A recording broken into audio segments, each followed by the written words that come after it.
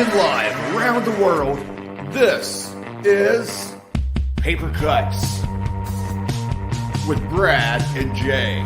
We'll just get this out of the way here. Thanks for joining us on Brad's show. Yeah, thanks for coming to my show. I did not say shenanigans. Okay. Are you drinking already? No, I've just got water. Always looking smooth, aren't you? Yeah, I do it. I try to clean up for the show. Look, one of us has to. Come on. On this episode of Paper Cuts, we are joined by Ronald Malfi. We are live. Holy cow! It's been a year since our last Halloween episode. How has time has fly? Like just flew right by like crazy. It still exists after that. It does. I haven't shut it down disaster. yet. I mean, my history of shutting down shows, I'm losing my reputation. Happy Halloween, everyone. Happy Halloween weekend, I should say. Yeah. Another time for another exciting episode of Paper Cuts. And for those who watched last year's Halloween episode, We this one was apologize. a little different. Yeah. We survived. I don't have the face paint this time, so I shouldn't pass out. We don't have a panel. We were a little serious this time, but no costumes or anything. But that's Brad over there. I'm Jay. Enough about us. Let's get to our guest this evening. You may know him from a shitload of popular books. Come With Me comes to mind, The Night Parade. And right now, I mean, he's so cool. He's got two pretty big books out at the same time. I mean, I don't know how you do that, but Black Mouth and Ghostwritten, both out right now. Or you may know him from his rock band, Veer. There you go. And you know, I'm a music guy. He's a music guy. Brad likes country rap or whatever. Brad likes rap we may have music. to kick him out of the show. and talk Country about- rap. All right. Yeah. But everyone, welcome to the show. Ronald Malfi. Thank you so much for stopping by. We totally appreciate it. What's Thank going you, on, guys. Ron? I appreciate you having me on. This is very cool. Thank you. What are you Thank normally you for doing coming on on. Friday night instead of, talking to us? What am I normally doing on a Friday night? Normally, I'm either asleep or I'm this time? out playing a concert. So you got me on a Friday night that my band's not playing. We're playing tomorrow night. We got a big Halloween show Nice. tomorrow night. I was going to say, I hope you didn't cancel a show for this. No, I would. He's like, absolutely not. We're not The paying other that guys kind of money. love that. That's great. But yeah, you get like a night off. Yeah. yeah. They'll see this episode like, I thought you were sick. That's why we didn't do that show. Yeah, They don't want to be around me anyway. exactly. Yeah. So I mean, we might as well start there. I mean, I don't know how much you've checked this out, Brad, but you're in a band called Veer, right? Am I saying that right? Yes, it You is. guys have been together for what? Has it been 10 years yet? 8 years around that time? Maybe not even that long. We started at the end of 2016, beginning of 2017. Okay. And the pandemic kind of stripped a couple of years from us, but yeah, that hurt a lot of bands. I know, definitely. did. But it was rough. for the genre, it's a rock band, right? It is a rock band, original music. If you like, I mean, look, I'm a 45-year-old dude, so I'm writing music that I like. So it's gonna if you grew up listening to like Stone Temple Pilots, Pearl Jam, that kind of shit. He said Pearl Jam, Jay. He said the magic word. Yeah, so I mean, like we're right in that kind of wheelhouse. I mean, it's all original material. We write our own music, but tonally, like, yeah. I mean, people who show up to our shows are guys I probably went to school with. So yeah. It's funny because like every time I'll go to a show every now and then, my wife will make fun of me like that. Like, you realize you're about as old as the band now, and it's just a bunch of people wanting to be home by 9 so they can go to sleep early. Mhm. You know? I need to go to sleep soon so I can wake up and go pee. Yeah, definitely. But you guys have had some success over the years. I mean, you've opened for Buck Cherry, Sponge. I saw Sponge actually in the 90s. That's Yeah, man. flashback. No, Yeah. That's part of the cool part about this is we get to play with open up and play with bands that we kind of like listen to and like. So it's a free pass into a concert, I guess. Exactly. And you're a singer of it. Yeah. I sing, I play rhythm guitar, I write most of the music. Yeah. Are you the singer because you could do the lyrics because you're a writer also, or I'm a singer by default. Now, Okay. I wouldn't say I am a trained singer. I am the one who in our band who could most sing. Let's put it that way. You're the best singer. The air quotes. I'm the best singer. tape close to hold a note. That's right. Like, yeah, in a room full of like blind dudes, I've got like one eye. I'm like Right. king. Yeah. But I mean, in a rock band, I mean, you could just tell them to turn up the guitar a little bit louder and drown you out some, so you're good That's to go. the point. That's the point. Yeah. So Yeah. we got a big Halloween show tomorrow night. I love you guys and I love your show. So I've been listening to a lot of stuff, like a lot of your episodes coming into this. So I even told the other guys in the band, I said, I'm going to offer 2 free tickets to tomorrow night's concert to any of your people listening tonight who want to shoot me a message or shoot you guys a message, and we'll get those tickets to them.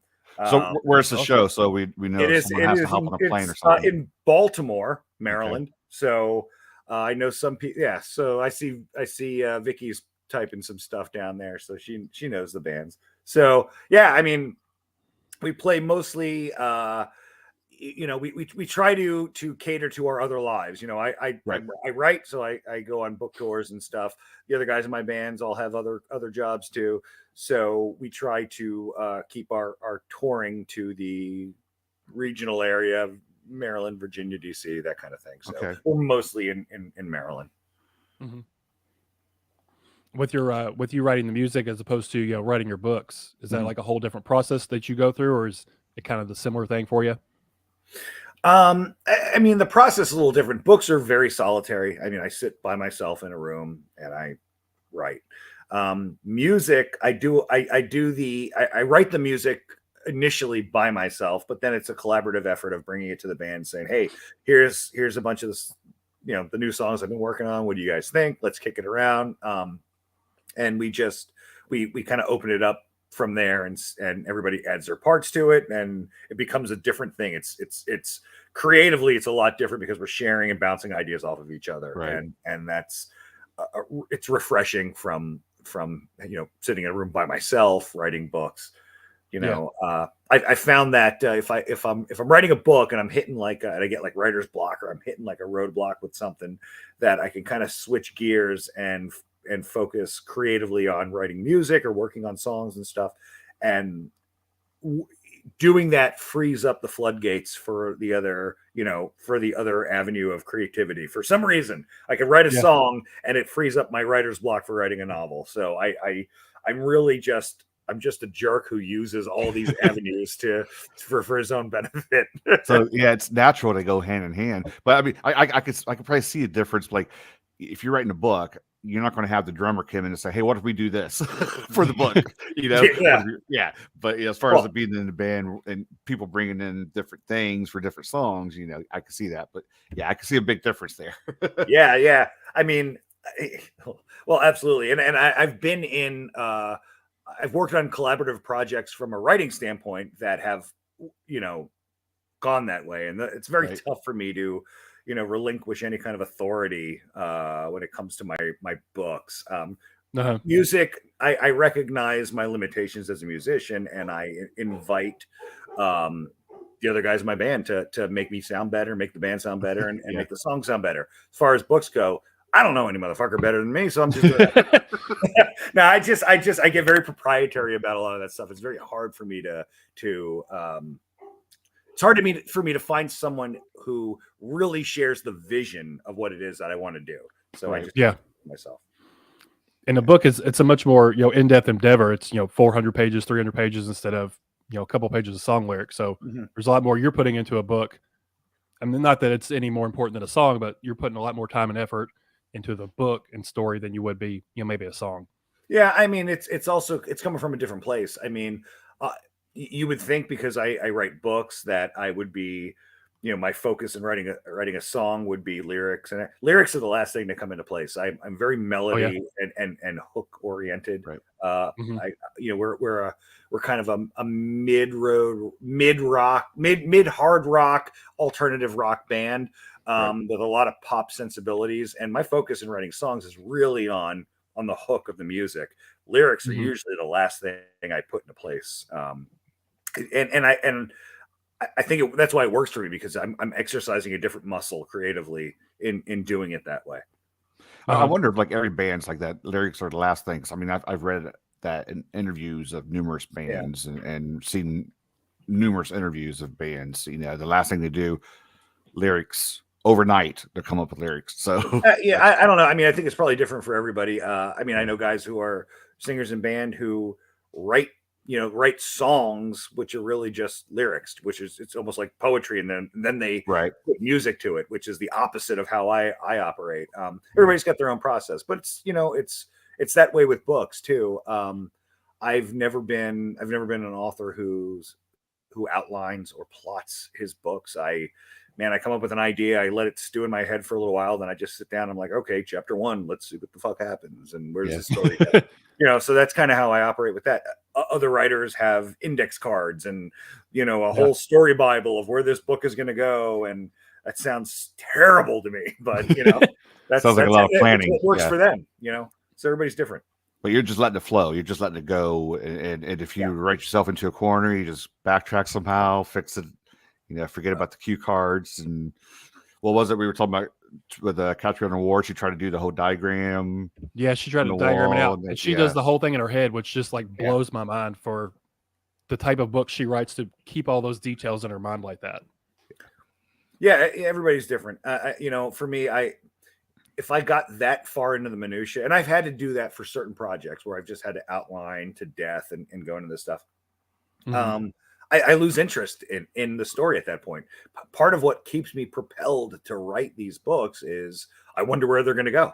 So I want to see how I get there. If I already know and everything is done, it's I don't know. I'm a lazy dude. I don't want to have to write it if I already know where it's going. It's already there. So is it more about the journey for you than the destination? Yeah. I mean, I consider myself like the first reader of everything I write. So I'm like, all right, what works here, And I think if I know a book is ready for me to start on when I really have a good grasp of the characters and I understand really their motivations, what their relationships are with each other, and how they want to get from point A to point B, why they want to go there. Once I know that, I just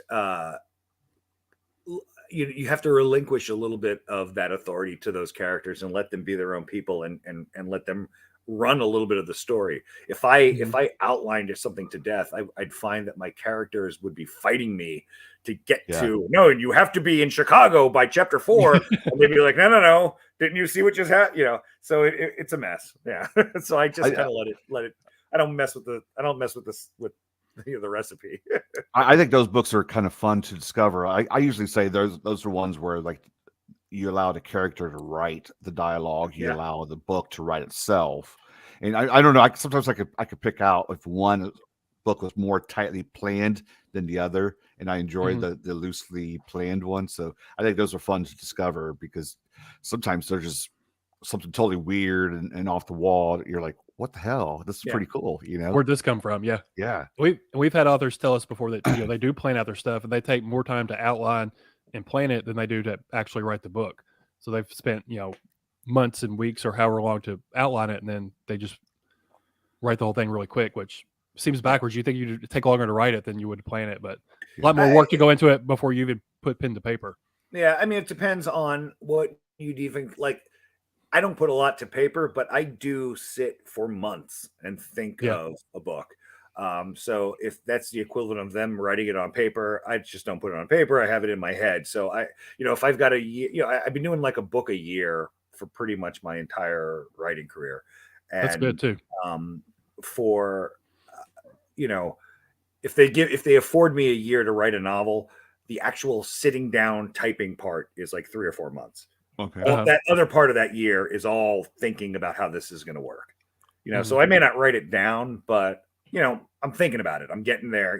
When my wife says you did nothing all day, I'm like, no, I'm writing. I'm just not sitting down writing. If she could only see inside the mind. She doesn't want to go there. Yeah. That's a little scary. So I mean, you've been writing a pretty long time. Has that process changed? Did you start out in the beginning like that? Or did you feel like you had to, do the planning just to get out there? I mean, no, I never really planned. I mean, the only thing that's really changed is the volume of stuff I put out. I mean, when I was younger, I wrote every day. I wrote 15, 20 pages a day. I could write a novel in a month. I just was so into it. By the time I graduated college and tried to put off getting a real job for as long as possible, I had like 5 or 6 full-length novel manuscripts already written. So I'm like, let me pick from one of these and try to sell it. So the only thing that's changed is really my output is slowed down, where I don't write every day, but I will like, I may not write 15 pages a day every day of the year, but I may write 30 pages a day in 3 months to get a book done, something like that. So that's kind of shifted, and out of necessity. I mean, I'm older and tired, and I don't want to do that every day. I've got 2 kids, there's a lot of other stuff. Kids take up a lot of time. They take up a lot of time. Yeah. Even if you're not writing every day, are you always thinking about your books though, in some way? Yeah, always. Yeah. Before we get too far, Steve has a question. What about film scripts? Is it as difficult to relinquish control of those like it is with your books? You know what? I don't feel as proprietary over the stuff I've had to do for TV and film than I do for my books. My books are kind of like my thing. I've been fortunate enough to have a lot of my books optioned for TV, optioned for movies, gone to certain points where scripts are being written, and you know what, I've met a lot of writers who have adapted my books into scripts, and basically what I say to them, to all of them, is, hey, the book is the book, and that's my thing. The script is your thing. So be your creative guy, and this is your time to shine as an artist. Do your thing with it, and unless it's completely fucking off the wall and has nothing to do with the story, totally opposite. Yeah. I'm cool with it. And I've had that conversation a lot with writers. I had a book. A great example of this was a book I wrote called Bone White a few years ago. Right. And it was optioned for a TV series. They hired a screenwriter. Guy came in, I read the pilot episode. I had nothing creatively to do with the show. They just optioned it from me. And I read the pilot he sent me. And whereas my books always walk these really ambiguous lines where they don't really know what they want to be, horror, thriller, suspense, they just do this guy just owned the horror angle on it, the supernatural aspect of that book, which I kind of explore a little more towards the end of the novel, and he owned it from like the pilot episode. I'm like, man, this just really rings solid, and I was really impressed with it. I'm like, I could have wrote the book like this. That would have been cool. So I love guys taking their own spin on it, seeing what it's getting their take on what they think it should be about, and it informs me a little bit of how they interpret my material. I learned something from it, and writing for the screen is very different than writing books. So I trust, you have to trust that somebody, they know what they're doing too. So I feel like with that, especially movies and TV, you have to expect other hands in the pot. Whether the director, the studio, the script writers, like it's not going to be exactly what you want unless you're doing an indie film and doing it all yourself. Right. It's going to change in some way. So you have to give up sort of that give and take a little bit. It's going to change a little bit, whether maybe you want it to or not. Yeah, no, absolutely. And I'm fine with that. That's part of it. There's a little bit of a gamble there too, because like, what if somebody just comes up with their own interpretation and it's so full far shit. Out of left field? Yeah, it's full out of left field. If your name's still gonna be connected, that would be a little cringy for me, Yeah, I haven't had really anything like that ever come to me. I had a guy who he optioned and wrote a screenplay to my novel December Park, and changed so much of it that it just didn't speak to the novel anymore. That is a coming of age novel that takes place in the early 90s between 5 guys who are 5 kids who were friends, and and I think he modernized it. He changed the dynamic of the characters. He added it was popular at the time to have a girl inserted into the group of guys. So that's, it's a lot of stuff that I just felt, now you're missing some of the point to why this resonated in the book. And I don't think this is something that's going to sell as a film. So right. I said, hey, thanks for playing, but yeah. And at that point, why even option your material? Why not just create your own thing? If it's just that vastly different, and you're not really paying attention to the source material, just do your own thing. Yeah. So Heidi has a question real quick too. Are there any writers who influenced you in your writing or inspired you personally? Yeah, sure. I mean, a ton of writers. You know, I write horror, and I grew up at a time where Stephen King's books were prolific on every bookstore shelf, library, grocery store, wherever you wanted to go. I read him voraciously when I was growing up. His writing informed my sensibilities as a writer very much early on. You know, as I got older, primarily like when I was in college and stuff, I found Peter Straub, and man, did I love Peter Straub's prose. I'm still half in shock that he's not with us anymore, but his books were just untouchable. He wasn't just a great horror writer, he was a great American writer. And I think that kind of gets lost. And also, I mean, Ernest Hemingway, I became like this unapologetic devotee of Hemingway books. I fucking love the thing about Hemingway that I think a lot of writers could learn from is 90% of Hemingway's stories take place off the page. Everything is below the surface of what he's saying.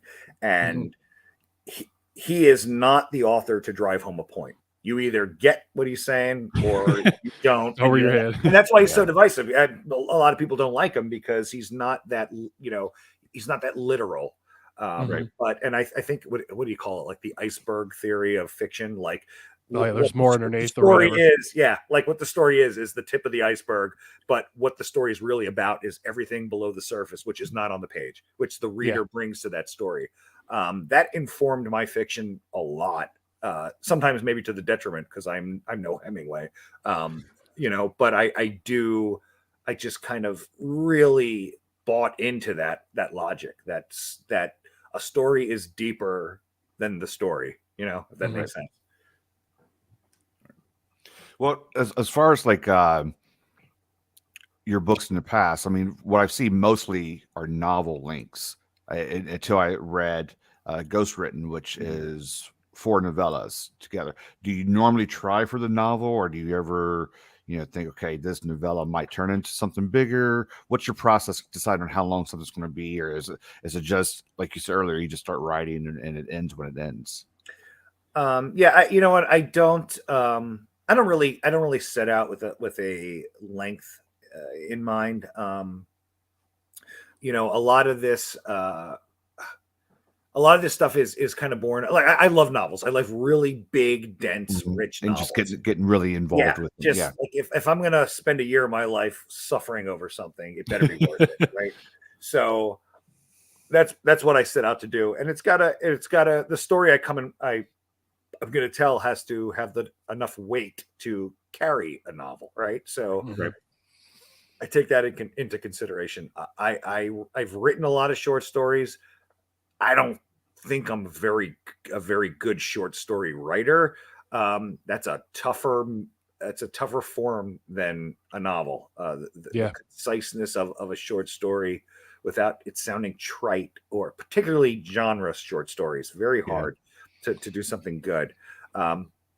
So I don't generally do those unless I'm contracted for an anthology. I got one I have to write this week, so you know I do that, you know, on occasion. Ghostwritten was very different. Ghostwritten was so I was contracted with my publisher for I was contracted for 2 books. I had done my book Come With Me that came out last year, and they had contracted me for a second book, which I knew kind of peripherally what it was going to be, and it turned out to be Black Mouth, and I had focused on that. Those are both very there you go. They're both very heavy novels. Come With Me was really thematically about grief, loss, and obsession, kind of redemption. Black Mouth is about addiction and trauma, specifically childhood. A lot of sensitive subjects so far. I mean, they're not winning comedy of the year. Right. I mean, they're heavy books, you know, and I knew that going into it. So after I finished Come With Me and before I started Black Mouth, I just kind of had this. I needed like a palate cleanser. So I wrote the first novella from Ghostwritten, one called The Skin of Her Teeth. Just to kind of cleanse my palate before I got back into the heavy world of what I knew Black Mouth was going to be. And I wrote it. I had fun with it. It totally embraces supernatural horror. You know, any of those, it could totally fit into like a Twilight Zone episode. And I really enjoyed writing it. And I enjoyed even more, you know, there's some crossover to that novella to a lot of my books in the past. You know, things, some of my readers picked up on some of them, not all of them, but I mean, even just the title, like, the skin of her teeth, that book that he's adapting in that novella. That novel is the novel that my main character in my novel Little Girls is adapting for a stage play. So it feeds into like all my other books. So I had such a good time writing that. Now we have the Ronald Malfi universe. Yeah. So. Well, and you know, and I've done that really with a lot of my books. You almost can't help it, but it's so subtle that there's only like probably 2 idiots out there who are like so invested in this shit that are like, oh, I figured it out, you know. But you know, so I wrote the first novella for Ghostwritten, sent it into my editor, and I thought that I thought they were going to just use it as they publish it as an ebook and have it like as a promotional thing bridging the gap between 2 books. They came back to me and said, "Hey, if you could write 3 more like kind of thematically connected novellas, this will be your next book." So I'm like, well, shit. All right. So I was excited. I was excited that they were excited. I agreed to do it. And then when I sat down to like kind of think about what the next 3 novellas would be in the world of haunted manuscripts and haunted books, I'm like, who the fuck do I not repeat myself 3 times over? Like, that's a very specific sort of. Very specific. I feel I pulled it off. I think I don't think the material repeats. I had a blast writing all the other 3 of them, and I had an even bigger, you know, blast subtly connecting all the novellas then to each other in that book. So Ghostwritten could be read as a collection of 4 standalone novellas, or it could be read as a complete novel where you certain elements and themes are, or even specific incidences are linked in all those novellas. So I really kind of I just had such a good time writing that book. For those listening who have not read Ghostwritten, so it's 4 novellas, and the connecting link, it's like something written, like a book or a manuscript or whatever. So I kind of got like an Evil Dead feel overall, because it was like this something written was the center of attention. That was just me. I mean, that's just the way I was looking at it. But yeah, the one that stuck out to me the most in that connection in that collection was the last one, called The Story. And to me, I'm just reading, I'm thinking, I think there's a lot more to this. I could see this actually becoming more of a novel. Are any of those 4 stories anything you're looking at to maybe extend into something longer, or maybe revisit later? Yeah, no, I'm not. You know what? Not at this point. I did recognize that a couple of them, The Story being one. You know, the one before that called This Book Belongs to Olo. Those could have been standalone novels. As I got really into those stories, I'm like, man, I could really, and you know, I had a deadline to meet and under a contractual obligation to write novellas. But I also think that, you know, part of the power of those novellas is, to a point, is the brevity. I think you take any of those stories and you drag them out for 400 pages, they lose something. I really, and I'm not the first to say this, but you know, horror is so well served by the novella format. Yeah, it is. It doesn't languish. It doesn't waste your time. It's long enough to get you in the mix, and it's short enough to keep you scared and kick you out the door then. And I think that length is best served. You know, it's best serves those stories in there. Yeah. The novella is the hour and a half horror movie. We say that all the time. Yeah. I felt a little bit of a dark fantasy in a way for Olo. I'm not much of a fantasy guy, but it was much more dark fantasy to me, so I was able to, you know, really get into it. But yeah, I could definitely see Olo and The Story being something, and to me, something bigger. The character of Grady, I thought, for The Story, he's got to come back in one of your other books or something. Somehow, some way, some shape, some form. Hey, you know what? I never closed the door on any of that. There's always a possibility. Right. Do you think in the future you'd like to do another project like that, like 3 or 4 novellas that all kind of connect into as one book? Since it seems like you had a lot of fun doing it this way. I did have a lot of fun. You know what? I'm always kind of thinking like, what's the unique? What would make a unique reading experience? Like, for years I've been like jerking around on my own with like a project that is like a bunch of standalone novellas, but each one is a number, and it's all an apartment number, and each story is a different apartment in a building. So when you read them all together, they make out the apartment complex. Stuff like that. That's just I like the idea of a mythos of a world bigger than the tapestry. You're building this tapestry that's bigger than the story that you're telling. And that just always appeals to me. So yeah, I mean, there's no I'll never say no to the possibility that stuff may come back, but it's there, and I mean, I guess we'll see. Yeah. I'm new to your work. I'm reading Black Mouth now, so I'm not sure the answer to this, but have you ever incorporated music heavily into any of your stories since you're in a band and everything? Not to the point that you're probably asking about. It's funny. I mean, I've had other writers approach me who I'm friends with, and they're like, "Oh, we should work on something together." And they're always pitching me these like, Tenacious D and the Pick of Destiny type stories. Like, this rock band finds this secret song. I'm like, am I your like go-to rock band horror writer? Like, for some reason, you have to have a Jack Black character, and right. The bald guy's the sidekick, and exactly. No, I just I don't know. I mean, it's sort of like I guess maybe I exhaust that part of myself in the band and playing music already, that I have no interest in carrying it over to the stuff I write. I mean, if it makes sense for the story and it fits, absolutely, I put it in, but my mind doesn't really work that way. I'm just kind of whatever befits the story. That's kind of where I go. I know, I've read a couple of horror rock band stories, and they don't always come across very well. Oh, really? I expect a little bit more, I guess. I don't know. Just being a music guy, I mean, being a rocker, some of them were kind of disappointing.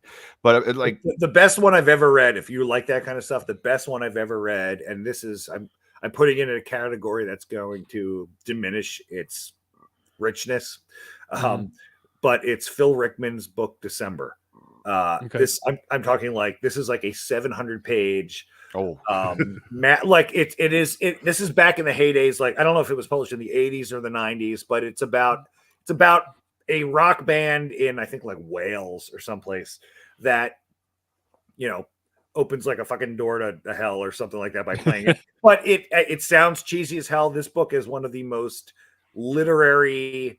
I mean, it would sit on a shelf with Peter Straub and Robert McCammon. I mean, it's fantastic. That's the only book I've ever read that actually took it and made it like feel real and scary, and you could kind of feel the vibe without it being a little goofy. Yeah. I mean, you can see Jay's range of emotions just saying, you're like, oh, a music book, 700 pages. No, thank you.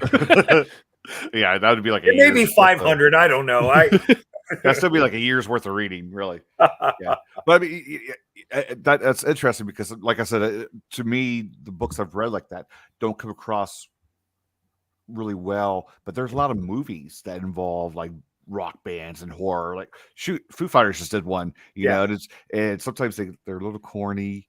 I don't know if I've ever seen a movie version of like a horror film with the rock band. That you know what? For whatever reason, and I'm sure there are examples to the opposite of this, but for whatever reason, every version of that I can think of that's a movie like that is comedic in some sense. I don't know why, if they find if there's something innately silly about it. I don't know, but I don't know. I think that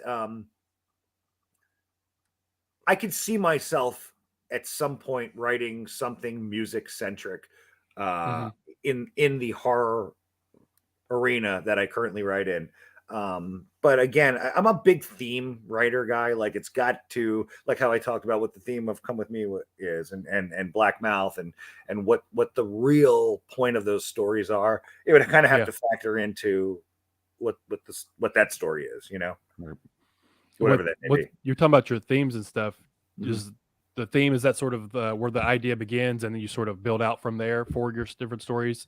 Like you said, you know, Black Mouth is all about addiction and stuff. So were you wanting to write an addiction story, and then Black Mouth came from that? No, Or? it's almost the opposite. I come up with a vague storyline.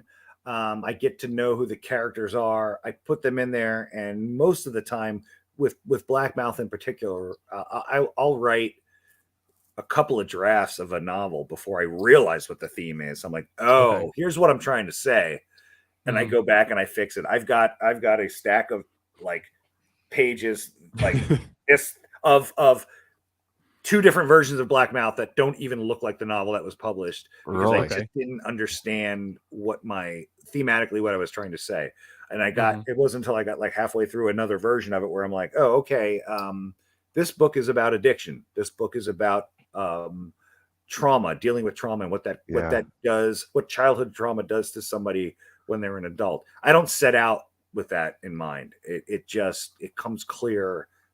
Unfortunately, it comes clear after I've written 500 fucking pages, and I got to go back. So, I've got the unthematic version of all of my novels. Just like the stripped down version. Right.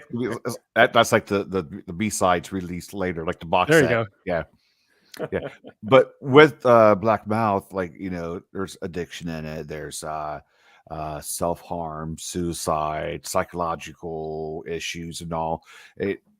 How do you approach that kind of story? You have to take breaks. I'm assuming you're taking breaks, right? Or that's just going to really fuck with your mind a little bit. You know, how do you write your chapters, step away for a while, go back to it, and then when it's done, like, is there like a just weight off your shoulder where you have to go, you know, look for unicorns and rainbows just to get it all out of your system for a while? Yeah, I mean that it was a dark book. I mean, to go from that, like I said, to go from that, from Come With Me, which came from kind of a personal tragedy that, you know, and was born of that, to Black Mouth, where I knew I was going to kind of go into these dark places, not realizing thematically how dark it was actually going to be till I got there. It was, it was a bit of a slog, you know.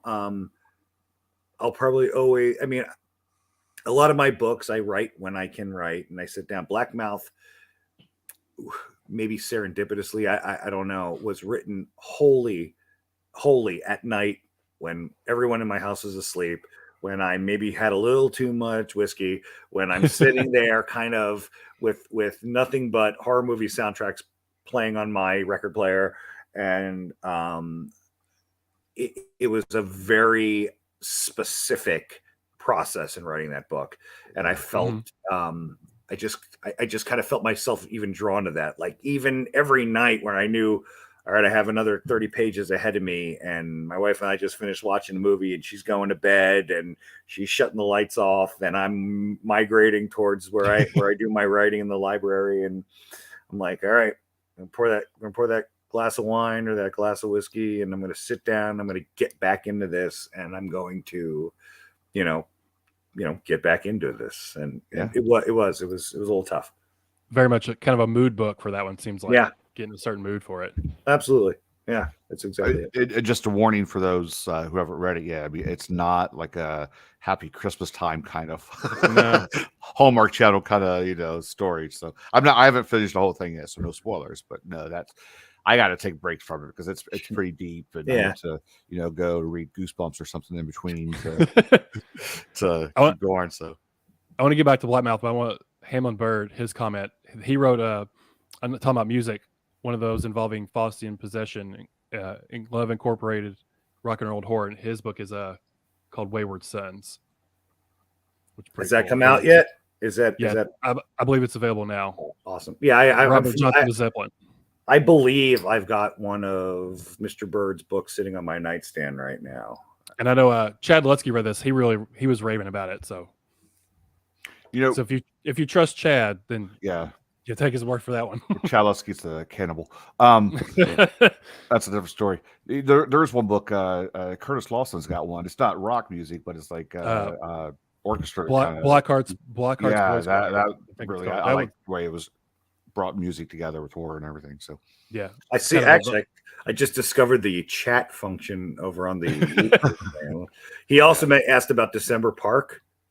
Yeah, what I wrote in college. I wrote December Park in high school, actually. dang. Yeah, I wrote it in high school. So when I was in high school, I was writing voraciously, and I hung out with a bunch of guys. All we did was like speed around in our cars and, listen to loud music, and nobody was reading books. So I was reading books. So every time I'd write something, I'd give it to this group of friends to read. And they're like, fuck Malfi. What is this, school? we don't want to We don't read. got time for this. So I figured, you know what? If I wrote a book that they're in, maybe they'll read it. Okay. And give me a good. So I wrote December Park back then was called The House in the Woods. And I wrote, it was about 300 something pages back then. I was probably I don't know, I was like a sophomore in high school, maybe. And I wrote it.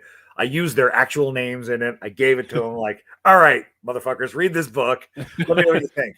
And they came, oh, this is cool. And and of course they were critical of their characters and everything. Yeah. I wouldn't say this. Yeah. Yeah. And I got a lot of that, but, and honestly, and I really liked the story. It was a little different than what December Park turned out to be, but I realized two things from that. One is, the first version of December Park had a supernatural antagonist to it, and it didn't work for me. I just didn't like that aspect of it. I didn't realize it at the time, but that's what one of the hangups I had. The other hangup I realized is I shot myself in the foot. I didn't have enough freedom to tell this story and let the characters be who I wanted the characters to be, like we talked about earlier, because I based them too much on my friends. Oh, okay. So when I wrote that in high school, I didn't revisit that until I was married and living in my house with my wife, and we maybe even had a kid years later. And you realize you should have had different friends. Yeah, different friends. Yeah, people who were readers. Now, where I could kind of take a step back and go, okay, I could write this, and I pulled back a little bit. This doesn't have to be a book about every stupid thing. Every scene doesn't have to be every stupid thing my friends ever did. I could actually find some cohesion here, find who these characters are, maybe blend some of their traits. So the characters in that book, as December Park is now, are very much the friends I grew up with. There are a lot of blended traits and motivations that have changed to serve the story. And I think that's what made the book work, is where I said, okay, I don't have to be so true to these knuckleheads that we all grew up together doing stupid shit. I could write my story and keep the heart of this coming of age novel that I want to maintain with it. To this day, it's one of my favorite books that I've written. It's a lot of me in it. It's a lot of my friends. It comes right from the heart, If you were still friends with them when it was actually December Park, did you send it to them to read?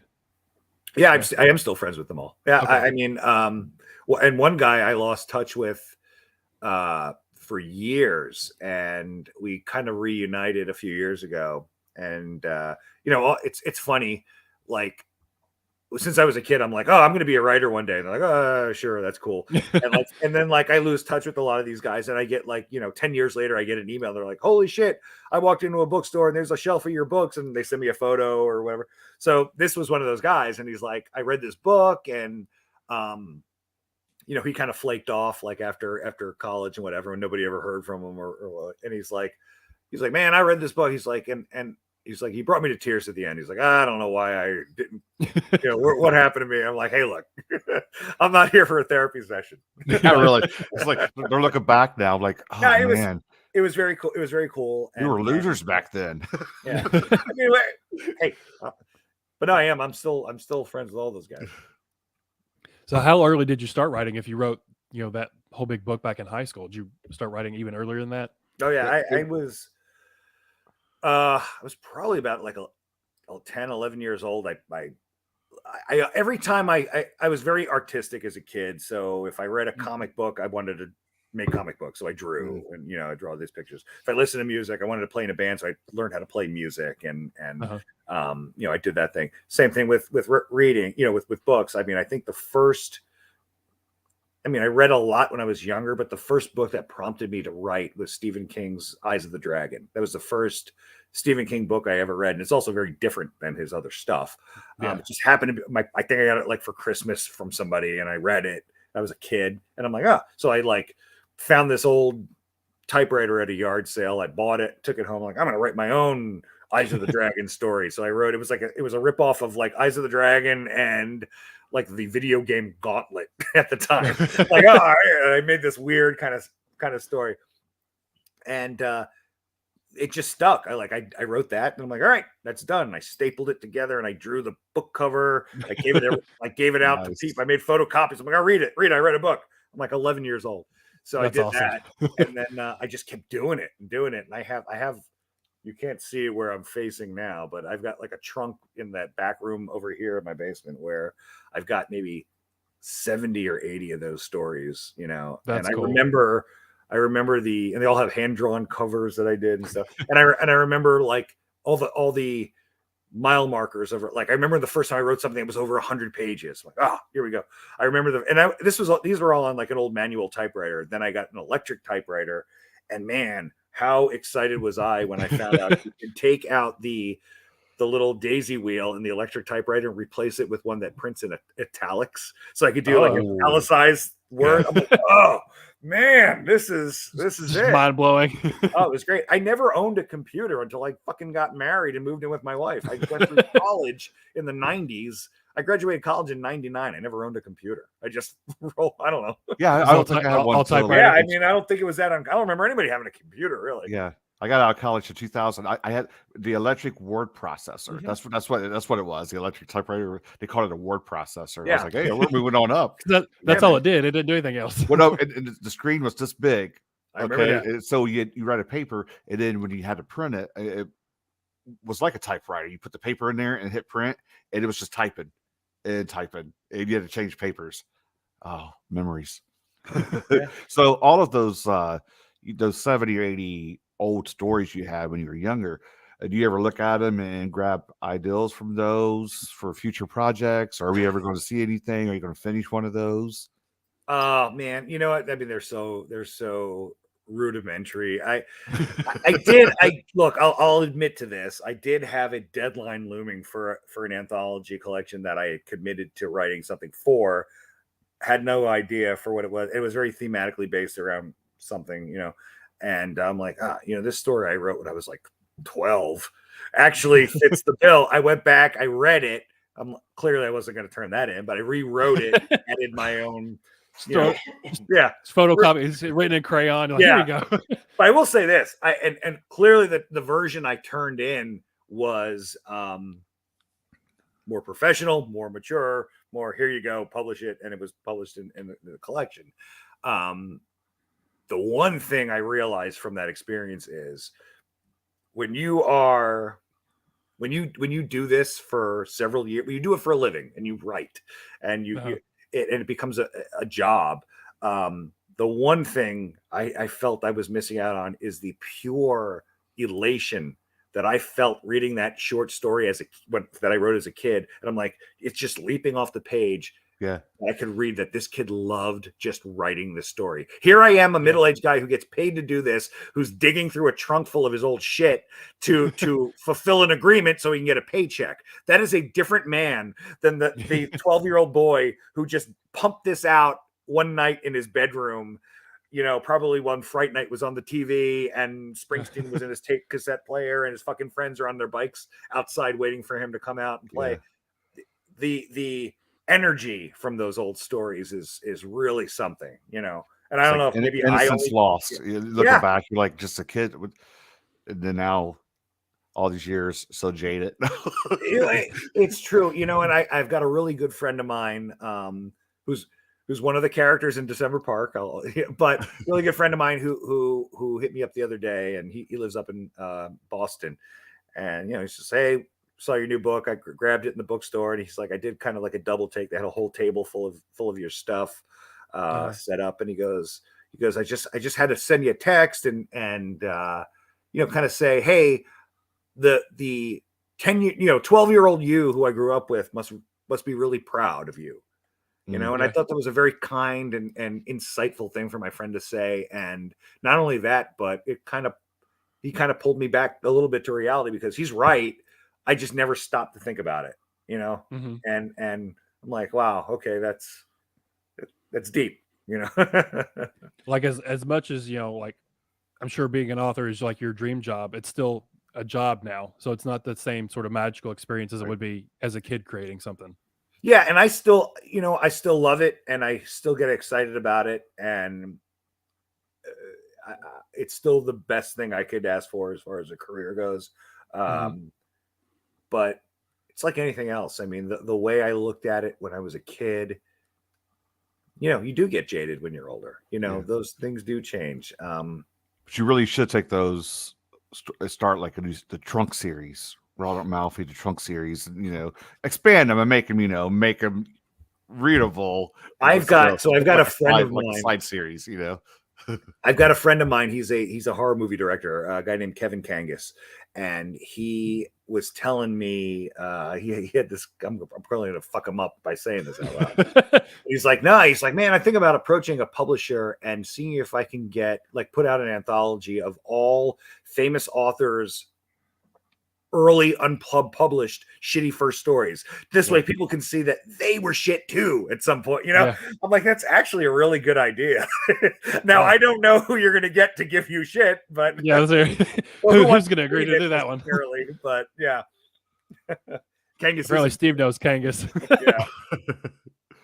Yeah. So is there anything else that you wrote when you were younger, like the December Park story, that you have gone back and redone and actually published, other than the short story in December Park? Or the only one that was similar to that was Floating Staircase. I wrote this book, Floating Staircase. You know, I wrote that. I'd say a version of it in college, and again, I didn't really understand what I was trying to say in that book. Set it aside and came back to it years later and just understood it better. And you know, and I probably have things now that years from now I'll publish that I'm working on. I've got a book right now that's 1,000 fucking pages that's been sitting in a drawer for 10 years, and I don't know what the hell to do with it. And it's wow. Every time I take it out, I'm like, I don't know. But like when you have something like that, 1,000 pages, you put obviously some time and effort into that. Do you ever feel like, this might not come out right, but do you ever feel like it's wasted because you are kind of stuck with it now? You don't know what to do with it, or did that inform maybe another story down the line, or anything? Yeah, like that? It informs other stories down the line. Sometimes you write these things and you cannibalize parts of them to use for something else. I'll say this. I mean, I've published 21 novels in my career so far. For every novel published, I've probably written 3 that no one's ever read. They're sitting in a box somewhere. Not so much anymore as I've gotten older, but when I was younger, for every book I was publishing every year, I was writing 3 other ones, and they never saw the light of day just because, for whatever reason, whatever reason.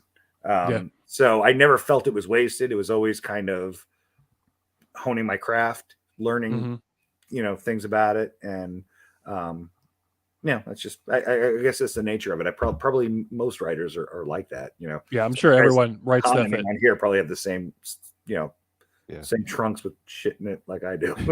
Was it Tyler Jones, I think, said he had written like 8 novels before he published his first one, and they just no one's ever seen them before. Yeah.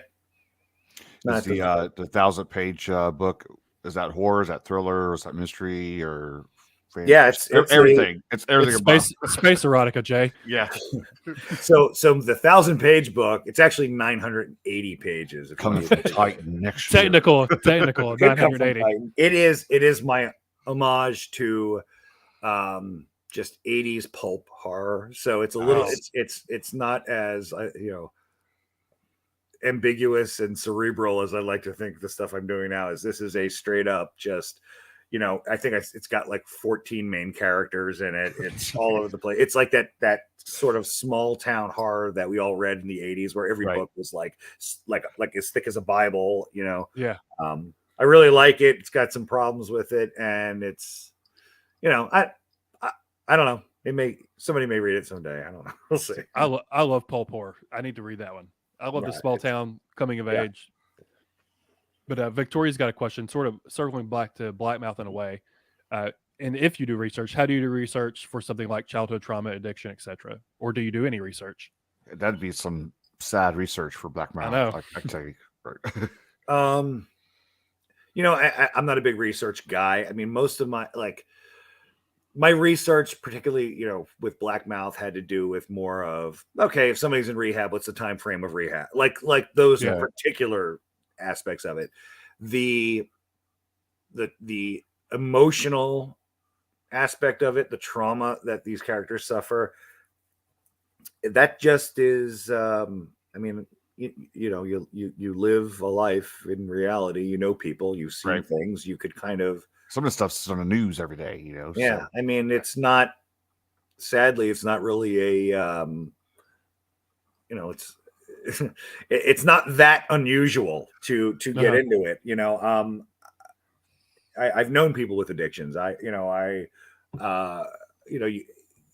Everybody's got things from their past that they think about, and all you have to do is go, okay, well, what happens if that thing never goes away? What if it's this and this and this and this, and where does that lead you? You know, not a lot of research in that regard. Just kind of really, and that's why it was the writing process for that book was the dim the lights.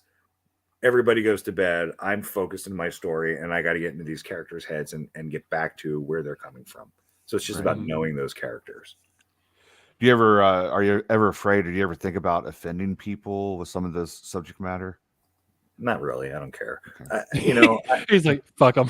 No, I mean, that's the answer I was looking for. Who was it? Joe Lansdale told us, if you're not offending somebody, you're not doing it right. So, but I think sometimes people are afraid to do that and are afraid to, you know, put it out there. Push the envelope some. Yeah. I've got a scene in Black Mouth with a dog that I've taken a lot of heat for in reviews and stuff. And, you know, for whatever particular reason, there are a group of people who just don't like things happening to animals, and that's their prerogative. Fuck them. I don't give a shit. You know, here's the problem. People need to learn how to read. Okay, not write, but learn how to read. And if you're reading something and if you don't like it, then that's not your cup of tea. Then you move on. And I'm not saying everybody needs to say, hey, read a book that's got this scene that you don't like. No, you don't like it, don't read it. That's your prerogative. But don't be so haughty to sit there and go, well, this doesn't belong in this novel. Like, oh, okay. What are you, fucking Johann Gutenberg? You fucking know what goes in the printing press? No, look, I don't think anything is off the table if you do it in a way that gets your point across and resonate. I don't even say you've got to do it like, if your book is not a classy book, then you fucking do it classy. You do it the way you want it to get your point across. And, you know, I don't write overly gory stuff. I don't write overly sexual stuff. I don't write, you know, my stuff is pretty, it's real life horror. It's real. I think it's real life. It's not over the top extreme stuff. It's not. And like Victoria said, she doesn't like the dog killing part. Obviously, I don't like that either. But you move on because you're reading a piece of fiction. Yeah, you know, it's but, not like and you may not like it, but that's my point. Yeah, that you shouldn't like. No one should read that chapter. And go, oh yeah, yes, fuck that dog.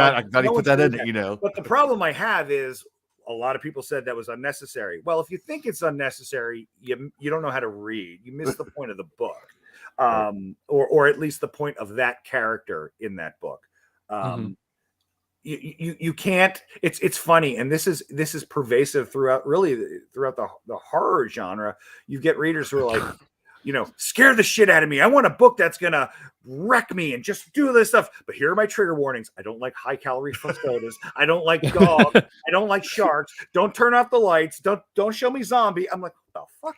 Like, then you don't like horror. Go somewhere else. You know, there's a difference too. I think with it that I've read some over the top gory extreme stuff where it has nothing to do with the actual story.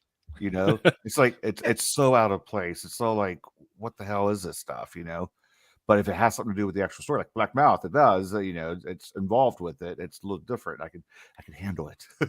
And that's the point of horror anyway. It's to make you uncomfortable. Like I think Catrone Award said that last episode. Like you're not supposed to like feel all great and safe and comfortable when you're reading a horror book. That's not the point of it. Right. So killing the dog or doing whatever it is that makes you uncomfortable, that's the whole point, to make you feel that way. And it, whether it's talking about addiction or other social, commentaries or whatever it is, you're not supposed to feel comfortable when you're reading these books. Like you said, Jeffrey Dahmer would have been excited at that part, killing the dog in the comments. I mean, that would have been the one like, yes, more of this, No, it's just, and that was not even a scene that I had planned to put in there. Like we were talking about earlier, the natural progression of where that character's arc was headed brought me to that spot. So I go, all right, well, here's where we're at. And as ugly as this is the scene. So, and I'm sure for you, like, you're putting it in the book because it's your story, but you're not like, yes, I'm ready to kill this dog. I'm so excited for it. You're probably like, oh, this is going to suck too. But you're not writing it for people to be, to prove anybody. PETA. Yeah. You're not writing it for, anyone. Like what's Lansdale says, write like everyone you know is dead. Man. Like, you're not writing it for someone else. You're writing it for yourself. I'm not writing for myself. If you're not writing for the truth and the honesty of that character at that particular time, then you are failing. So if anybody has a problem with what that character does, fine, you may not like it, but I would challenge you to find how it doesn't fit in with how I've set that character up to be. So that's the difference there. I there's plenty of things that I don't like to read. I either don't go into it and read it, or I recognize that why it works in the story that I read, and I move on. But to say, well, that shouldn't be in there because I don't like when dogs die. Well, yeah, that's your fucking problem. Let's disregard the fact that children die and other in this book. I know. So what sociopath are you that you've got a fucking problem with this dog? That and these you're cool with the kids. It's like I'm the weird guy. The children's like number 3 or 4 on the list, but number 1's a dog. It's funny because that'll happen in movies all the time. Like all these people are getting murdered and everything, and no one cares. And then the animal dies, and everyone gets so upset about the animal. And all these other people have been murdered. I don't like people or animals. I like plants, like things that like a pepper plant. That's nice. Nice. So you'd be offended by plant horror then, right? We don't want to kill the plants. I'm not offended by anything, really. I know. Bad writing. I'm offended by bad. You're offended by bad writing. Jeez. What do you say we hop to a game here and get your game going? You play a game. We'll play up a little bit. Play some horror movie trivia, which will probably go horribly, but like all the other games on the show go. So. That's the whole point. Am I wrong? Supposed to go bad. In thinking that I saw Rebecca Rowland pop up in a comment box in the bottom. Rebecca Rowland is here. She's hold on. A friend of the show. Yeah. She had a very where did it go? A very classy comment. I saw her name. There it is. Yeah. I saw her name. We were talking about her earlier, and I just title of her next book. Yeah. I just didn't want her involved. If we're gonna go, if we're doing horror trivia, I'm cool with that. I'm pretty well versed in music, but I think she would beat the pants off me in 80s rock trivia. So. Rebecca, he listened to that episode. I did listen to that. We were talking about it backstage. He listened to the your episode with the 80s stuff that we made Brad very uncomfortable with. So it was like horror for me. I was so uncomfortable. Yeah. We'll play some probably really bad movie trivia that are either really obvious or it's gonna be like crickets because no one's gonna know what the answer is. The cheesier the better.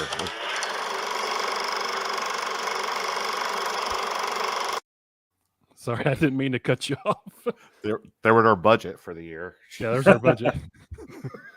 So we'll do about 10 questions or so. We'll see how it goes. Okay. Are we going to get each other, or do I know these already? No, they're straight off the internet, Jay. Fresh. So we'll let Ron go first. If he doesn't get it right, we'll see if Jay can guess it. Just for the record, I'm gonna look like an asshole now. All right. Yeah. Just for the record, last year's Halloween episode, I got stuff off the internet, and it turned out really bad. Just so you know, bad but good because it was absolutely because he got slap happy and just out. Could not quit laughing. All right, let's see here. So we'll start off with maybe an easy Can one. I get people to comment in and throw me, like, if I want to phone a friend? You Oh, can they phone will a friend, automatically. use a lifeline. Yeah. Okay. Whether you tell them to or not, they will. Victoria's No matter what. lifeline. So what song is played at the beginning of Halloween 2?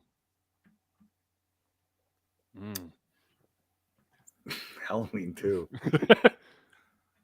It's not John Carpenter's theme. I don't know. I'm going to say Don't Fear the Reaper. No. Jay, you have a guess? It's That's not. in every horror movie. It's not Don't Fear the Reaper. It's not. I really think you're wrong. You're wrong, Internet. I guess, can stall for a few minutes and look it up. I don't know. Just go watch the movie. Yeah. It's Mr. Sandman. We're already sinking like a lead balloon. We're sinking. It's going Wait, bad. somebody does put up a good point, though. Which Halloween 2? I'm assuming it's the original Halloween 2 Carpenters from the 80s. Instead of pull their horror card. Not the Rob Zombie Horror 2. Yeah, right. Yeah.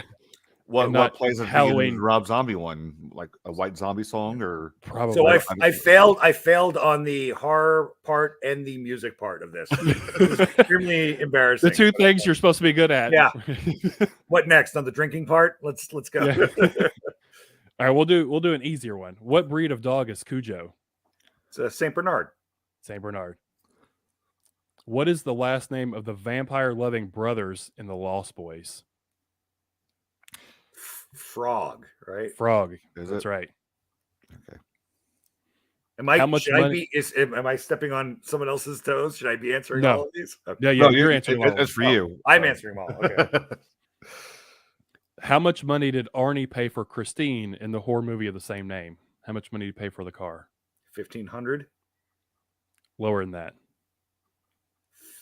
$14.99. I can do Price this is all right. night. $14.98. You have a How guess, Jay? Jay, go ahead. 500. I don't remember. Closer. It's $250. $250. Okay. That wasn't a very interesting question. It's the internet's fault, Jay. Let's see.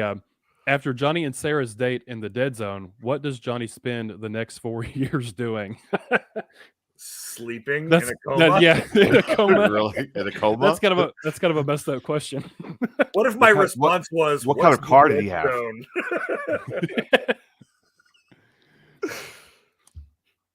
Let's see. Which star of the Poltergeist was murdered by her boyfriend? It was Dominique Dunn. That's Yeah. That's the actress's name, and she played Dana, the oldest daughter of the Freeling family, who, if you actually read the novelization of Poltergeist, she was the daughter of Stephen Freeling's first marriage. She's actually not the daughter of, I'm sorry. I'm a Poltergeist guy. No, keep going into it. No, I didn't know that she was. I didn't know she was murdered. Yeah. That's crazy. And I'm For going the to second watch, hour- for the second after hour we get of off the of this call, I'm watching Poltergeist with my kids tonight. That's our Halloween tradition. You know Nice. what? My oldest, she's 13 now, but when she was 10, we let her watch it. She thought it was so lame. I still can't get over it. She thought it was. She's like, "Is that it? Really?" So, Yeah.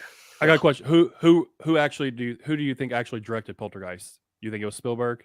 Yes. Yeah, I do. It totally is a Spielberg It movie. Like, so feels like you it, can yeah. you can just feel that it's Spielberg. Yeah. Too soon. You're talking about this movie a minute ago, Fright Night. What is the name of the vampire in Fright Night? Larry or something. Close. It Gary. sounds like Larry. It's something like that. You're right. You're beating right around the bush. Like Gary, Larry, Barry. You're hitting all of them except the one. Jay, you got a guess? Something that rhymes with what he just said that he didn't say yet. Jim Carrey. I don't know. That's Jerry Danridge. Jerry. Jerry. Oh, I should have known that. This one's probably pretty easy. How many survivors are there at the end of The Thing? And if for bonus points, what are their names? Well, hold on. That's actually a trick question. So, on screen there's two, but arguably there's one, right? Isn't that the whole point of the end of the thing? So who on screen is still alive? Do you remember their names? RJ McCready and that black guy. Do you know his name, Jay? No, I don't. Childs was his name. Child. I'm horrible. Right, Like, yeah. I am so horrible. Like when I start watching the movie, See, fucking they Rebecca say- already got that too. I see her on they the say the text. names. God I damn forget the names right away of all the character. So Child is the thing. Do you think it was with Childs or do you think it was McGrady? Well, I do have, frankly, I don't think it's with either one of them because there's a bit of a plot hole. If you, I'm not going to get it. I don't want to fuck up the thing like 2 nights before Halloween for everybody. How do we get on this? But the next episode's going to be a watch party. We're good. We should totally do a watch party sometime. Yeah, that'd be badass. Let's see. Let's try to see if we can get 2 more good ones here. Why start now? We'll start. What is the orderly's name in the asylum that houses Dr. Hannibal Lecter in Silence of the Lambs? Barney. That's a deep one. Got it. And we'll finish one more. Let's see. That's too easy. And I Know What You Did Last Summer. Whose body does Julie find in the back of her car? That's your closing question. Is that a bad one? That you got? That's a bad one. That's a bad one. We'll switch it up. All right. Let's see. You're thinking way too hard for these. I'm trying to find a good one. Okay, this is good. This is a good movie. In the film The Fly, Veronica notices physical changes on what part of Seth's body? His shoulder blade. Yeah, it says his back, but we'll count shoulder blade. That's the hair is right under his shoulder. Yeah, I love that movie. That movie's so good. That's a fantastic movie. That's one of the, you talk about like remakes that just crush the originals. That's it. Fly's good. So good. I think that was one of our more successful games where they mostly got the answers right. We had a good enough. Oh, I can't remember the author's name. I'm horrible with names, but it was like all Australian trivia because he lives in Australia. And he got like none of them right. What was his name? That's gonna bother me. Is that the trivia? The final trivia question is, what is the Australian author's name? Yeah, what is this? Mark Towse. Mark Towse, yes. Yeah, okay. Yeah. He was like, he lived there for so many years. He's like, I don't know anything about Australia. Yeah, he was in the future. Yeah. I know, it was weird. It was like Friday night for us and Saturday afternoon for him already. So you were talking about you're gonna watch Poltergeist with your kids. Do you have any other Halloween traditions since that's coming up on Monday? Anything else you do That's normally? our big one. We watch Poltergeist every Halloween weekend, and we demolish an entire box of Frankenberry cereal while we watch it. So that's what nice. What do you think of the Poltergeist remake? I mean, I don't know. There was a Poltergeist remake. I still don't know what to think of it. Like I just saw it not too long ago, and I was like, "What is this?" I don't know why we remake movies like that. I know there's so many. No, Author of the Rue. That's Alan Baxter. We were talking about Mark Towse. Yeah, Alan Baxter, Steve Petty. Come on. So I want to ask you, or I wanted to give you a thank you for Black Mouth that you included Lexington, Kentucky, because I live in Kentucky and we don't ever get recognized for anything. So I was like, yes. And you don't just mention it, like they actually go there and everything. Yeah. Lexington. Well, that's so you've got that to your name now. I've got that to Go put on a sign now. Entering Lexington, Kentucky, mentioned in a book. In Black Mouth. I like all kinds of small town. Well, Lexington's not really a small town, but I just like the whole idea of motels, car driving, staying in little small towns where everybody knows everybody else's business, and it's always good food for. You live in a motel, Brad? No, well, it's funny. He said small town, and that's like our second biggest city in the whole state. Yeah. So is that just something random you just pulled, or have you ever been through Lexington? No, I've been. You know what? I've been. There's probably not a city I haven't been to in this country. So I used to road trip all the time, and I've been all over. I've been to Lexington. I've been to Louisville. You know, and probably all you got. Now that I'm thinking about it, those are the two cities. I can tell you've been to Louisville down there. I think Bowling Green. Bowling Green, yeah.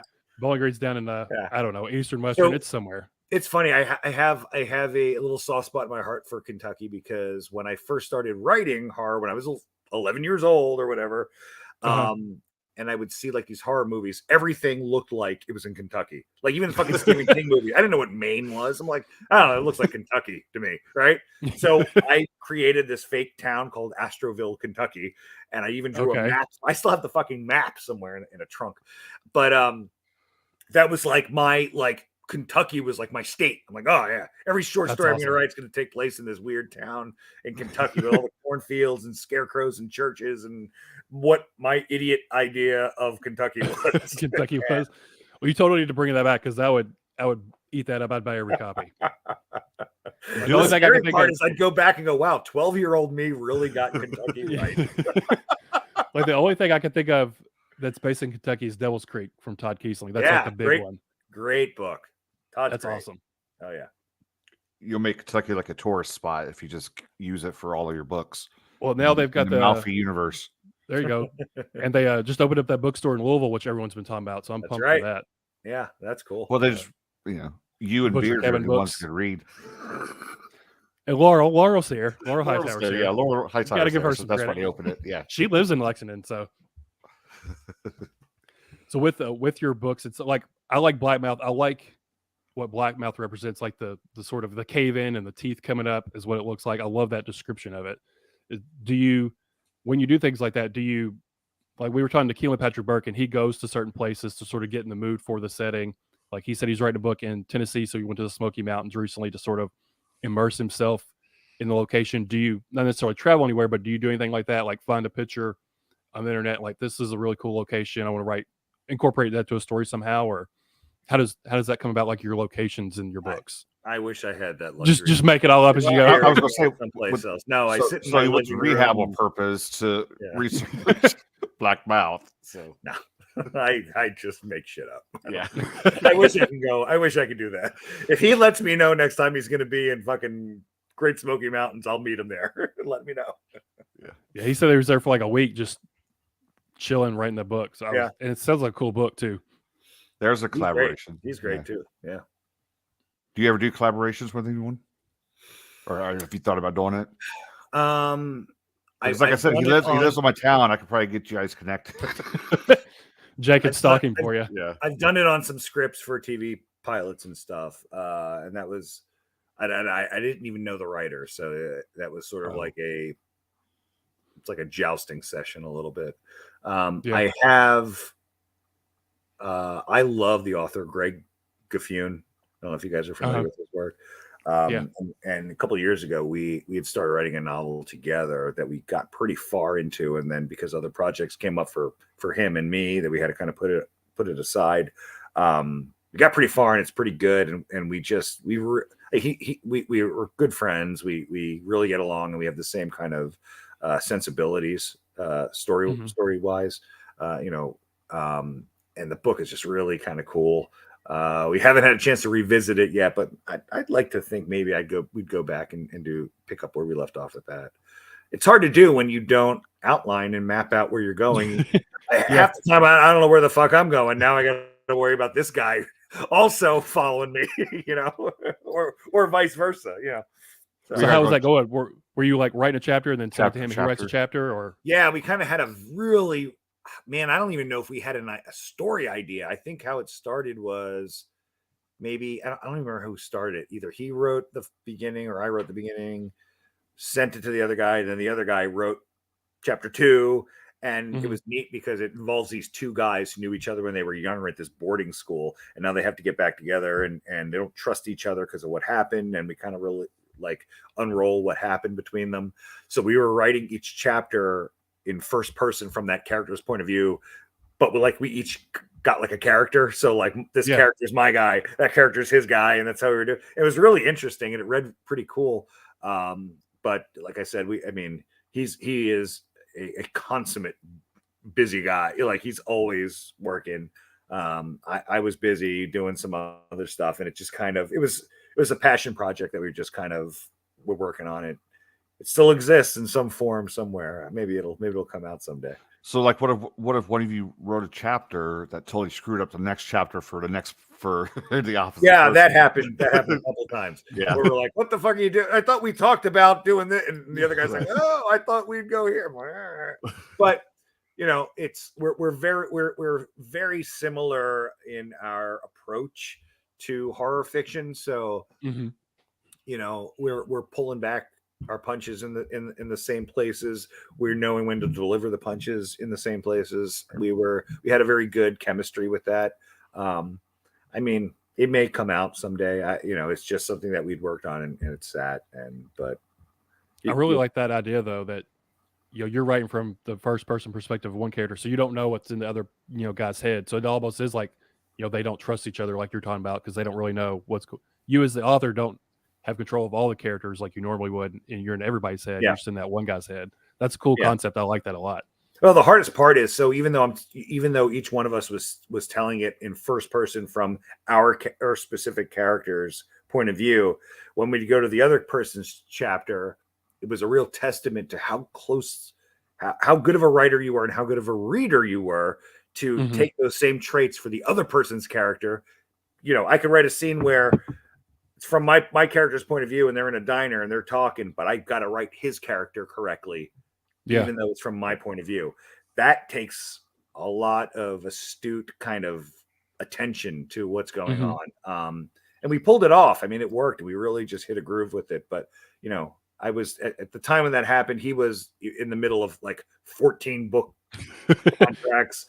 I had a book deal that I was finishing up. I was doing some movie, TV show things at the time that were taking a lot of my time up. So unfortunately that project just kind of stalled, but it's there. I mean, we could always, come back to it. Yeah. Plot twist at the end, the two are just one person. So. God damn it. No, now I'm not going to write it. Sorry. Pull the Fight Club twist. I didn't read it or anything. Yeah. I just totally spoiled it for everybody. Oh. Do you like, of all of your works, what you said, 21, 22 novels and everything else, where's a good place for someone to start? Like Brad is now starting with you. He hopped into Black Mouth. Is that a good spot because it's the newest, or just somebody check like Come With Me? Or yeah, I mean, look, any of my stuff is a good place to start, I guess. Black Mouth right now is probably, I feel Black Mouth is sort of at the pinnacle of what I'm trying to do genre wise. Come With Me has kind of become its own thing. It's been my best-selling book. It's got some movie, TV show interest, and that we've been back and forth dealing with that stuff. It's a little bit different than my other stuff, but voice-wise, I think you get a good picture of who I am as a writer. So I'd say those two books maybe. Or if you just want a fucking fun time, ghostwriting. Your Ghost. Victoria had a question earlier, because we were talking about your movies and stuff and writing scripts. Has anything been actually adapted to film that you've written, or just optioned and stuff? Nothing has made it to the screen. So we've gotten far on. I mean, pretty much every book I've written has been optioned, and there's been scripts written, and there's been, directors hired and then fired and everything. So I've seen that happen a million times. We're starting the process now again for more, more of my stuff. So no, I mean, the short answer is none of my stuff has made it to screen that's based on my books. If you really want to deep dive, a little secret that I have is I have written movies and a directed one under a secret name that I don't tell other people about. But if you go on IMDb and you look up the screenwriter and film director Robbie Ribspreader, Robbie Ribspreader has quite the volume of work, a lot of which you can see for free right now on like Tubi or any of those streaming services. I would recommend everybody tonight watch a movie called The Midnight Disease. That if you're paying attention, you will see everyone in my family in the background at some point. But yeah, so I did a lot of that kind of stuff with pen names for like back in the day when there was like that direct to video market, and like they, when YouTube or Netflix started, they were sending like DVDs out in the mail.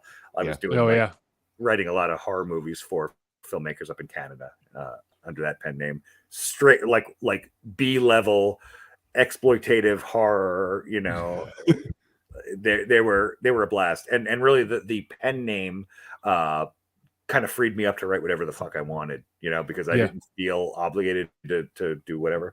And those movies, as a result of that, those movies are just fucking bananas. So they're a lot of fun.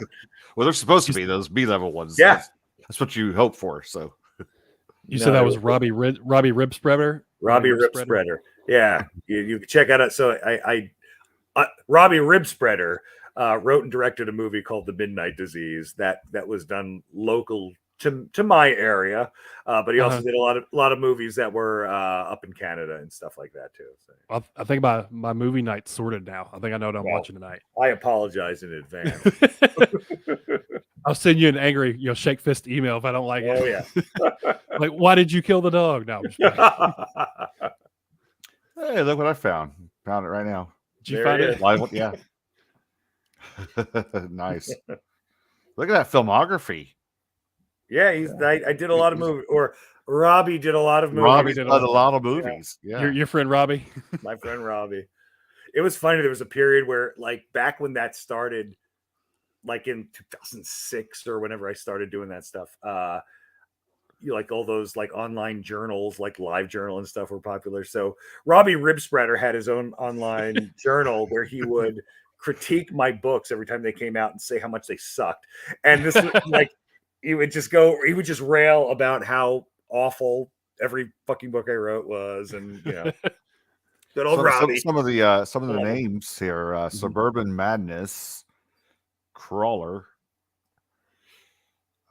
She Demons of the Black Sun. Yeah. Okay. We'll leave the rest for everybody else to look up there. But. Yeah, Crawler was, so if you like a movie about a homicidal bulldozer that is also really an alien that lays eggs and also turns people into zombies, that is your movie. I'm set for the rest of the year for this. There you go. So you're welcome. Now, if you can find half of those movies, I was gonna say we got to find them now. How are we going to find these? So the only one I know is The Midnight Disease is out there. That's the only one I know that's out. If I could find all of these, I would totally do reviews of these on my channel. Just screw people up. Yeah. Oh, and I would be remiss if I didn't select that my friend earlier, Kevin Kangas, who I mentioned. I did write a segment for his latest movie, his latest movie called it's in Territory 2. It's a sequel to Territory. But I wrote a segment of that movie for him where, probably against my better judgment, Kangas, I used my real name. But no. And Doom to Consume. Yes. Thank you, Hamlin. Yeah. Yes. There's Doom to Consume. I did the music on that movie too. So what a train wreck. That's of a cool. Show that was. No, it was fun. I love them all. They were a fucking blast. I love it. Yeah. So is that almost like escapism for you, getting to write just these wild movies that you probably would never write a book about? That's exactly what it is. When my book career became work, and I kind of some of the fun got stripped out of it, I said, "Fuck it, I'll make Robbie Ribspreader write some horror movies." And how that started is I just went online. I found independent film directors throughout the US, up in Canada, all over the place, and I just sent them a thing, and I said, "Hey."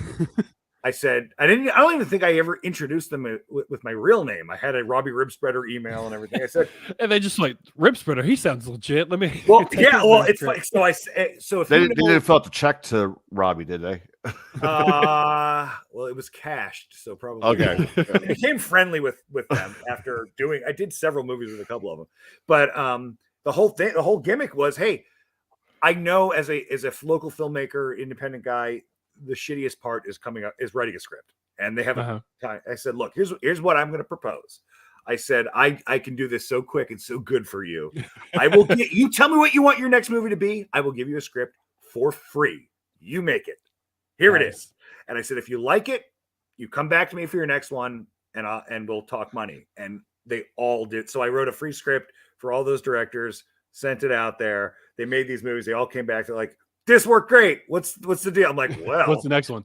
Here's now that just like a drug dealer. I'm like, now that I got you hooked, here's what we're gonna do. So like so we came up with like an amenable agreement on what it would pay, what Robbie would get paid, and to keep his habits in line. And I did a bunch of movies, or Robbie did a bunch of movies. Robbie. Yeah, like We're gonna find it like on Midnight Pulp one time, surfing through. Like, hey, I know this one. Now I will say that not every Robbie Ribspreader film has me attached to it. Robbie Ribspreader became a ubiquitous pen name for other people who it's like the Alan Smithy of the horror writing world, So don't blame me for every Robbie Ribspreader, but you can blame me for I'm the Frankenstein of the Frankenstein monster. So that was almost like recapturing your childhood, enjoyment with Yeah. writing the little stories. You get to just go wild with these movies. Yeah, absolutely. Did that in turn fuel your creativity for your books? Then, sort of, you wrote this crazy movie, and then that inspired you to write, whatever book. No, it's the opposite. I was writing books seriously, and then I'm like, oh fuck it, I'll just have this scene where I don't know, maybe this girl grows a penis on her arm and fucks this guy to death, and that scene happened. That's actually in a movie. So I gotta find these now. I gotta. There's a shelf of DVDs back there of the Robbie Rib Spreader Shrine. So you should start burning some DVDs and mailing them out to people. That's great. Yeah, those were fun. I'd like to pick up on doing. Yeah, if you want a rib spreader script, let me know. I may know a guy. Yeah, they're fun. Yeah. Heidi's got a question, sort of winding down. Do you have anything you can talk about as far as what you've got coming up? I know Ghostwriter or Ghostwritten just came out. Black Mouth is fairly new as well. Yeah. Do you have anything else in the works coming out soon? You can actually talk about. Yeah, I've got, without saying too much, I've got an out of print collection of stuff that I'm putting. I have got a lot of stuff that's out of print. I'm getting that coming out. That'll probably be the next thing that comes out. And then I'm not going to go into details, but I am working on a new novel right now that was, before I even pitched it as a novel, was sold for a TV series. And then the pandemic fucking killed that deal. Yeah. But it's still a viable concept and I liked it. And I'm like, I'll take it I'll write it as a book. So that's kind of where I'm going. Okay. Nice. Yeah. And what, like, when you sort of your stuff that's out of print, you're putting it back out. Are you doing that yourself, or is it with some publisher? Or that's with the publisher. Yeah. Okay. Have you I ever don't trust myself to self-publish. I was saying, have you ever self-published anything, or has it always been with some publisher? Yeah, no, it's always been with the publisher. I haven't. With every passing year, I kind of think about trying to do that, but you know what? There's a lot, and I know a lot of guys have been successful with that, but there's so much marketing and algorithms and everything involved in that I don't want to have to worry about wrapping my head around. So for now, I'm happy doing it the traditional way. Mm-hmm. As we start winding down some here, we were talking off air about being horrible with Twitter, social media, how much you use, or can people find you on Twitter, or would you rather do like Facebook, like old people? Yeah, Facebook's old people now. I can't keep up. I don't know. I don't know. I'm on Twitter. I'm on Facebook. I have a website, I guess, it's been updated a decade ago. You can find me on MySpace. Yeah, I don't know. MySpace. Yeah, let's revisit the band where we talked about top of the show. The band has. You're actually giving away tickets to your show tomorrow. We are. If you are a Maryland resident, or if you just want to make an extremely long drive to Baltimore tomorrow, which I know a lot of people in this country would love to do. We're playing. We got a big Halloween party concert tomorrow night, and it's really in Towson, but it's up in. People outside of the area know it is Baltimore. But I got 2 tickets. They're free to whoever wants to come out tomorrow night. They could hit me up on Facebook or MySpace. wherever you find me. If you find me and ask for them, I will. Yes. And they will be at the door at the venue if you want to come out and see the band. But you got to wear a costume. There's a costume contest. Nice. There's food and drinks, and it'll be a blast. Are you dressing up in a costume to play, or just? Is that too much? Yeah, we have to. I don't know. Have to. Everybody. So I sing and play guitar, so I got to find something where I could stick my face in front of a microphone and get it done. Yeah. But just put blood all over your face or something. Well, I rotate every year. I rotate through like either Indiana Jones or Marty McFly, and so my buddy's like, "Oh, you could do like Zombie McFly. You could do like." You guys ought to all come out dressed like Guar, just to confuse people. Because it's not hot and sweaty enough on stage. I got to put all that foam latex on me. Yeah. No, all right, Ronald. This has been a blast. We can't thank you enough for stopping by. We totally appreciate it. Everyone in the chat, thanks so much for your questions and hanging out with us. This has been a pretty fun episode, and I think we all have some movies we need to absolutely go to watch. Great Halloween binge. Black Mouth is out right now. Ghostwritten's out. Really new. Ghostwritten. I have it. I have the e-version of it, so I won't show you that. It's got a glare. But yeah, pick up some of Ronald Malfi's books and be amazed. Yeah, that's going to do it. Another exciting episode of Paper Cuts for our special guest, Ronald Malfi. Thanks so much for stopping by. Really appreciate it. And everyone in the chat, thanks again. That's a wrap. That's the way a cookie crumbles, Brad. Anything else? It's so stupid. No, I was saying it's live. It's live now. You can catch the replay and audio version. Yeah. You messed me up with the cookie crumbles thing. That was sorry. It was on purpose. You catch the audio and video replay on our website. We have a website, Jay. We're so good. Well, there it is. papercutslive.com. Check it out. There's reviews up there too. There's a review for Ghostwritten on there. I did do a review of on that. Yeah. So yeah, check that out. 2 stars? That's terrible. 2 stars. Sorry. That's rounded up. 1.5 stars. Yeah, thank you. He was nice. Yeah, we appreciate you coming on, hanging out with us, having some fun. It was a good time, thanks man. for having me. I appreciate it. Thank you.